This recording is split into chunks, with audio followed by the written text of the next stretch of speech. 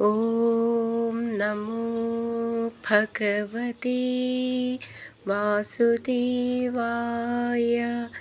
ഹരിമുരളീരവത്തിലേക്ക് എല്ലാവർക്കും സ്വാഗതം. നാരായണ നാരായണ ജയ ഗോവിന്ദ ഹരേ ഗോവിന്ദ ഹരേ.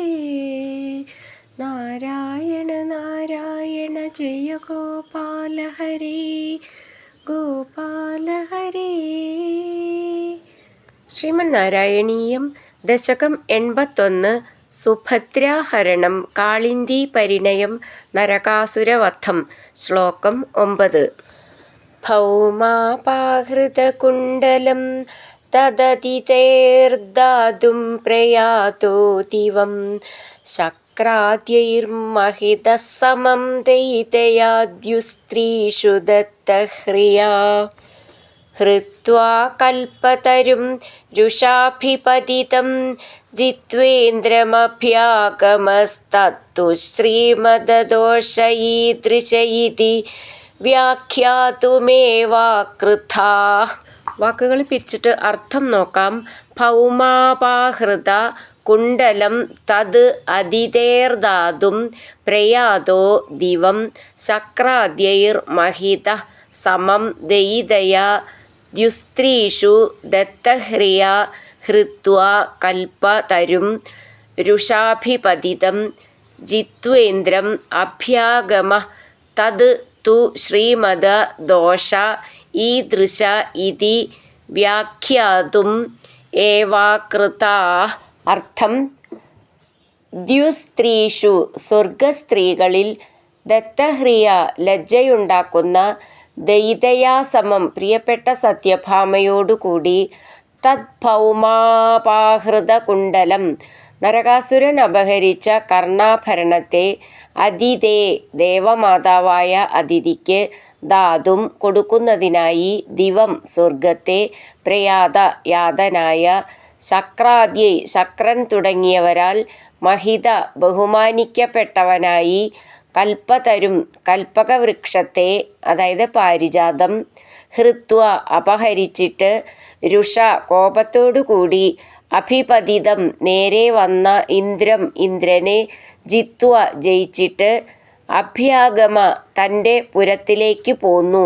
തത്തു അതാകട്ടെ ശ്രീമദദോഷ ഐശ്വര്യമേറിയാൽ ഉണ്ടാകുന്ന അഹങ്കാരമാകുന്ന ദോഷം ഈദൃശ ഇപ്രകാരം ഇതി എന്ന് വ്യാഖ്യാതും ഏവ വ്യക്തമാക്കുന്നതിനു വേണ്ടി തന്നെയാണ് അകൃതാ അങ്ങ് ചെയ്തത്.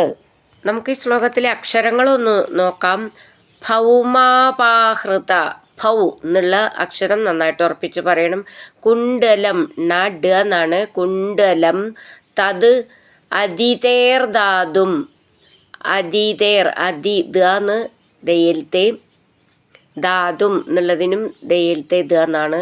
പ്രയാതോ ദിവം ശക്രാദ്യൈർ മഹിത അവിടെ വിസർഗിട്ട് ചൊല്ലുകയാണെങ്കിൽ സമം എന്ന് ഒരു സാമതി ചേർത്ത് ചൊല്ലുമ്പോൾ 2 സാന്ന് വേണം. ദയിതയാ ദ്യുസ്ത്രീഷു ദത്തഹ്രിയാ ഹൃത്വാ കൽപതരും രുഷാഭിപതിതം ഭി എന്നുള്ള അക്ഷരം നന്നായിട്ട് ഉറപ്പിച്ച് പറയണം. ജിത്വേന്ദ്രം അഭ്യാഗമ തത് തു ശ്രീമദ ദോഷ ഈദൃശ ഇതി വ്യാഖ്യാതും ഖ്യ എന്നുള്ള അക്ഷരം നന്നായിട്ട് ഉറപ്പിച്ച് പറയണം.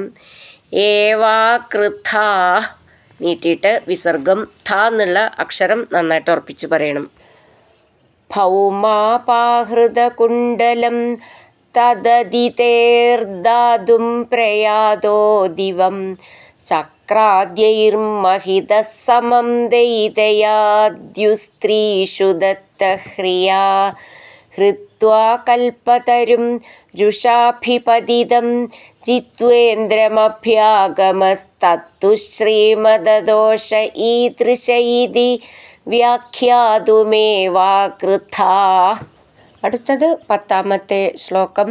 കൽപദ്രും സത്യഭാമാ ഭവനഭുവി സൃജൻ ദ്വ്യഷ്ടസാഹസ്രയോഷാ സ്വീകൃത്യ പ്രത്യകാരം വിഹിതബഹുവപുർലാളയൻ കേളിഭേദൈഃ ആശ്ചര്യാന്നാരദാലോകിതവിവിധഗതിസ്തത്ര തത്രാപി ഗേഹേ ഭൂയഃ സർവാസു കുറുവൻ ദശ ദശ തനയാൻ പാഹി വാതാലയേശ.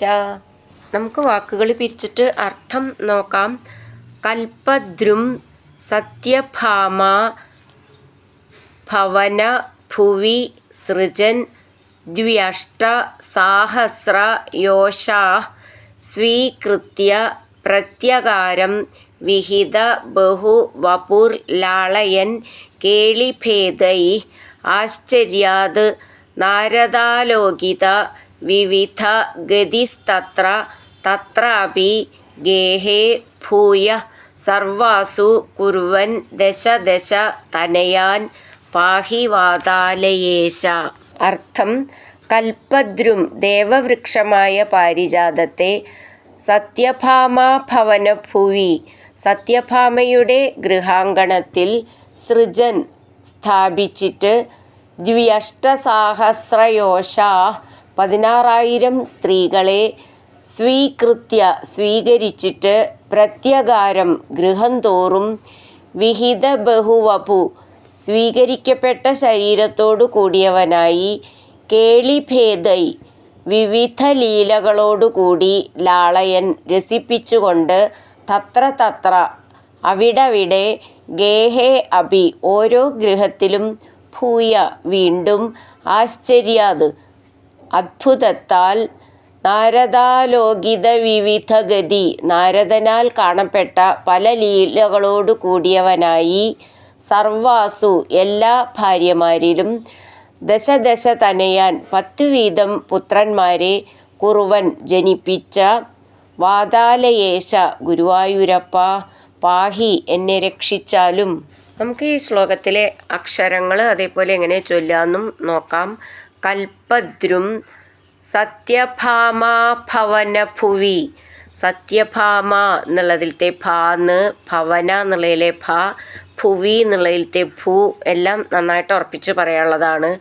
സൃജൻ ദ്വ്യഷ്ടസാഹസ്രയോഷാ അവിടെ വിസർഗം ദ്വ്യഷ്ട ദ്വാന്നും പിന്നെ ദ്വ്യ എന്നാവുള്ള ചിഹ്നമുണ്ട്. ദ്വ്യഷ്ട സാഹസ്രയോഷാ സ്വീകൃത്യ പ്രത്യകാരം വിഹിത ബഹു വപുർ ലാളയൻ കേളിഭേദൈ അവിടെ വിസർഗമുണ്ട്. ആശ്ചര്യാത് നാരദ ആലോകിത വിവിധഗതി ചേർത്തിട്ടാണ് ആശ്ചര്യാന്നാരദാലോകിത വിവിധഗതി. തത്ര ഇവിടെ വിവിധ എന്നുള്ളതിൻ്റെ താന്ന് നന്നായിട്ട് ഉറപ്പിച്ച് പറയണം. തത്ര തത്രാപി ചേർത്ത് ചൊല്ലുമ്പോൾ തത്ര എന്നാവും. ഗേഹേ ഭൂയ അവിടെ വിസർഗം ഭൂ എന്നുള്ള അക്ഷരം നന്നായിട്ട് ഉറപ്പിച്ച് പറയണം. സർവാസു കുറുവൻ ദശ ദശ തനയാൻ പാഹി വാതാലയേശ.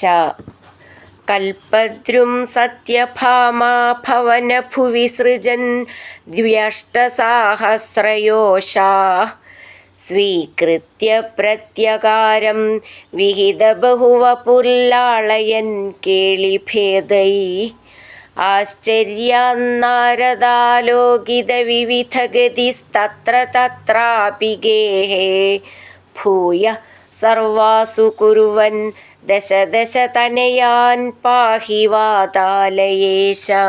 ഹരിനാരായണ ഗോവിന്ദ ജയ നാരായണ ഗോവിന്ദ ഹരിനാരായണ ജയ നാരായണ ഗോവിന്ദ ഗോവിന്ദ ഗോവിന്ദ.